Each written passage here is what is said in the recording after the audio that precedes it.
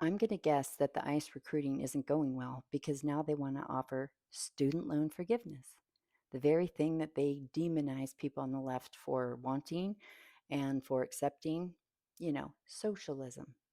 So now that's on the table. Next will be F4 150s, I'm sure. So I really think they thought there was a lot more gravy seals out there, these patriots that wanted to serve America, and we're just going to be in lines to get in there. But I think that the ones that wanted to do it for, the bad reasons, I think that they're the ones already in there. I think they were the January 6th guys or the wannabe January 6th guys, and they just signed up ready to go. And then it's like, okay, who else? Who else? They see these videos. They see that they don't want to be portrayed that way. But not only that, they're just like, yeah, no, I don't. No thanks. No thanks. I don't think that's a popular occupation as it is.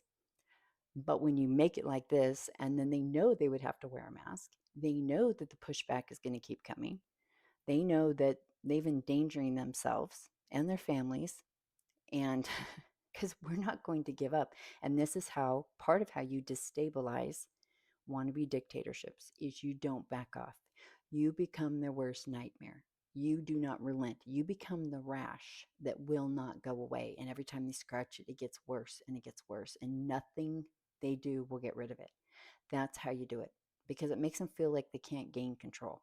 And every time they want to get louder and stronger at us, we find a new way to come at them. And then they feel that loss of control again and they have to go around it again. And then we just keep going at it. And the other thing I think they're going to run into, or I think that people feel, is that that's dangerous because I think they know at some point, because they're wearing the masks and because they're doing it aggressively and like bullies, they're going to start getting hurt, like hurt.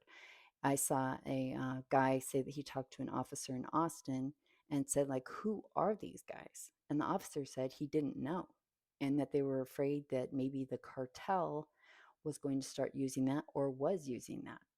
Just masks, fake badge, just start snatching people up. There's so many people that can start using that. And if that's the case, you're going to have people that can start taking the law into their own hands and say, well, Judge, I didn't know who it was. I just saw them trying to take a little kid or take a teenager or take this old lady. And I said, identify yourself. And they wouldn't. So how do I know? I thought I was saving somebody.